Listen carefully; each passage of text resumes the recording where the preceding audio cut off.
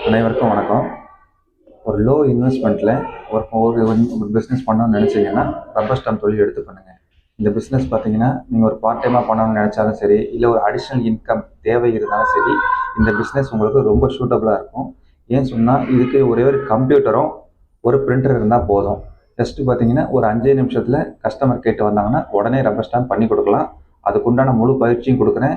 அதை தவிர ரப்பர் ஸ்டாம்பில் என்ன பண்ணணும் பண்ணக்கூடாது, அதில் நமக்கு கற்றுக்கிட்டா நமக்கு எங்கெங்கே இது தேவைப்படும், இது யார் யாருக்கெல்லாம் தேவைப்படுது, அதுக்குண்டான எல்லா நாலேஜும் உங்களுக்கு பயிற்சியில் சொல்லிக் கொடுக்குறேன்.